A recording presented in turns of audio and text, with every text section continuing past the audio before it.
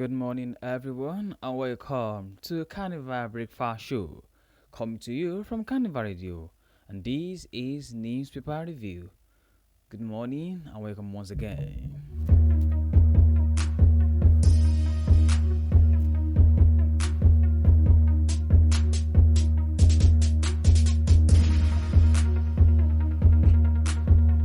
And also, let me use this medium to wish all Nigerians happy independence. Yeah, Nigeria, our dear country, is 65th years old today. So we have to celebrate and to give thanks to God for sustainability, for growth, and for development. And me, myself, and you have to be grateful to God to witness this significant day on Earth.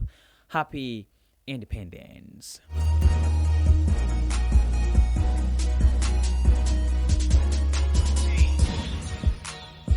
On the news this morning, all the newspapers I have with me.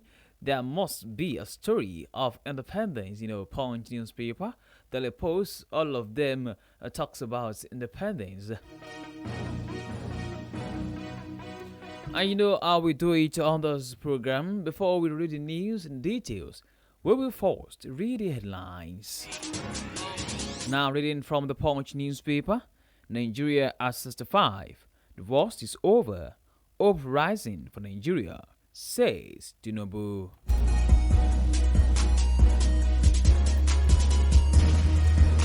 Ending fuel subsidy was tough but necessary, says Tinubu.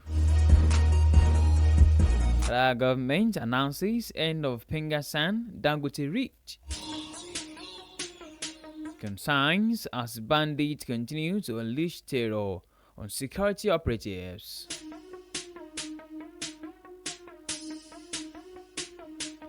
Lagos Trade Fair market demolition test of impunity. Justice, says Peter Obi.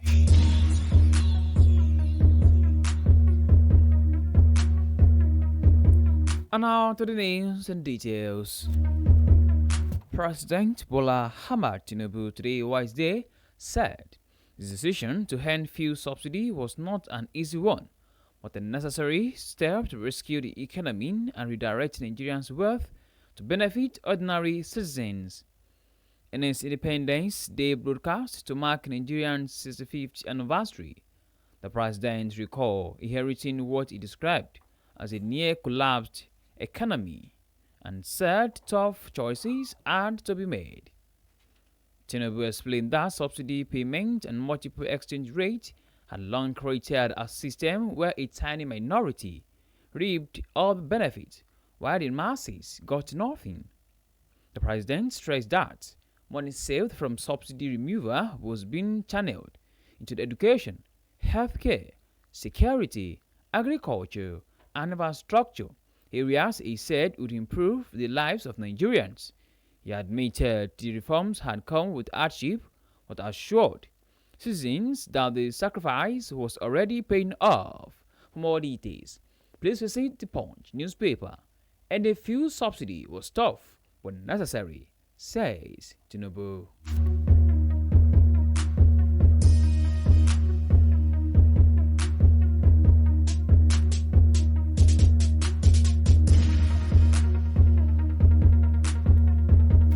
Meanwhile, President Bola Ahmed Tinubu today, Wednesday, assured Nigerians that the country's worst days are over. He declared that its economic reforms are beginning to deliver results and that hope is rising for a more prosperous nation. Delivering its national broadcast to mark the country's 65th independence anniversary, Tinubu said his administration are choosing the path of tomorrow over the comfort of today since coming into office in May 2023, and that Nigerians are now beginning to see tangible results. Tinubu hailed the resilience of Nigerians, saying the country has survived the civil war, military rule, and political crisis, and still striving to build a more perfect union. He described the 65th anniversary as a moment for reflection on the sacrifices of the nation's founding fathers and the progress achieved since independence in 1960. The president highlighted achievement in education and healthcare, noting that Nigeria has grown from just two tertiary institutions at independence to 274 universities, 183 polytechnics, and 236 colleges of education by 2024. According to him, Tinubu defended his economic reforms, including the removal of fuel subsidies and unification of foreign exchange rates, which he said ended decades of distortions and rent-seeking. President Bola Ahmed Tinubu said these difficult decisions freed resources for investment in infrastructure, education, healthcare, and social programs. For more details, please visit the Vanguard newspaper. Nigeria at 65. The worst is over. Hope rising for Nigeria, says Tinubu.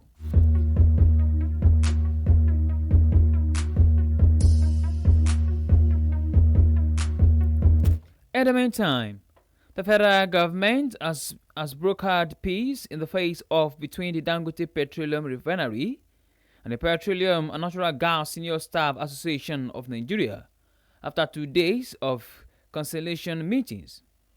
A statement issued in the early hours of Wednesday by the Minister of Labour and Employment, Dr. Mohammed Maigari Dinyagi, disclosed that the matter was resolved following lengthy discussions.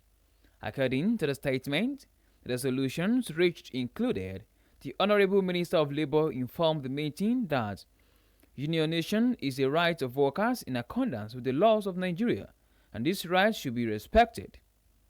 The government delegation at the meeting included National Security Advisor Malame Nuhu Ribadu, Minister of Labour and Employment Dr.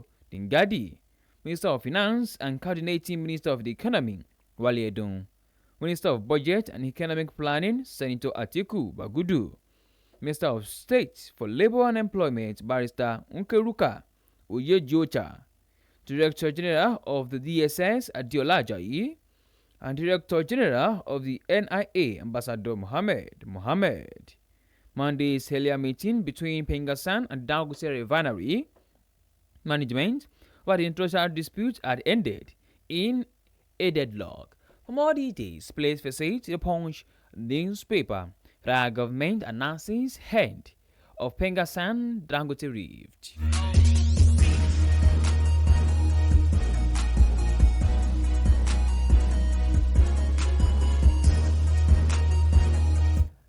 In another news, reading from the Post newspaper, security operatives in Nigeria have come under several attacks by criminal elements in the past few weeks, leading to the killing of scores of them.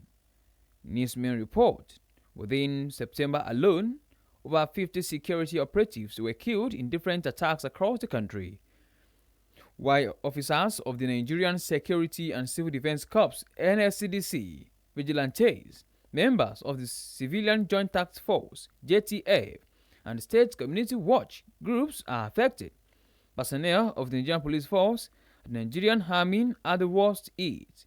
Most of the killings in several states are even underreported. The recent incidents in Benue, Kogi, Edo, and Zamfara states are more worrisome.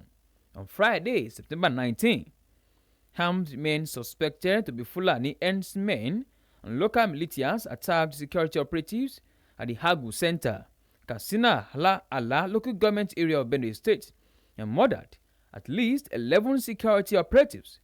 The daredevil bandits had targeted a joint security team comprising police officers and operatives of the Benue State Community Volunteer Guards, locally known as Ayam Unyo, during a clearance operation near the state border. Newsmen gathered that from security sources that the bloodthirsty bandit allegedly worked with an informant within the security team, leading to the deadly ambush. The latest attack brought the total of security personnel killed in the state within the last 12 months to over 80. This news was sourced from Daily Post newspaper. For more details, please visit Daily Post newspaper. Concerned as bandits continue to unleash terror on security operatives.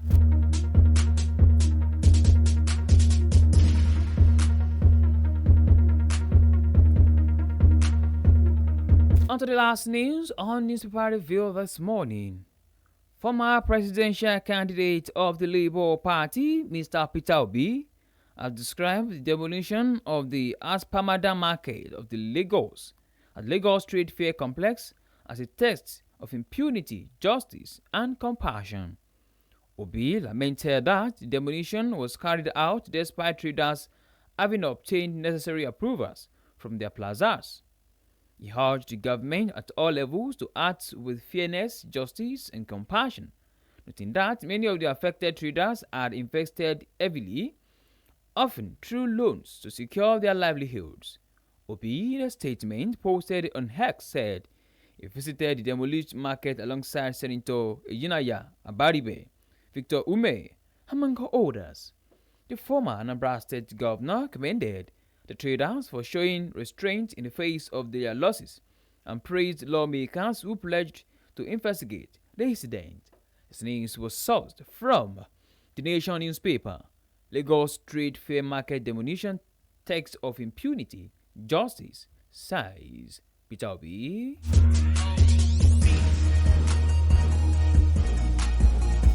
To bring the newspaper review to a close this morning, here is the recap of headlines. Nigeria 65, the worst is over. Hope rising for Nigeria, says President. Ending fuel subsidy was tough but necessary, says Tinubu. Federal government announces end of Pengasan Dangote rift. Consigns as bandits continuing to unleash terror on security operatives. Lagos Trade Fair Market demolition takes of impunity, justice, says Peter Obi. And with that, we've come to the end of Newspaper Review. Thank you very much for listening. My name remains Joseph Oyekola, and once again, happy independence.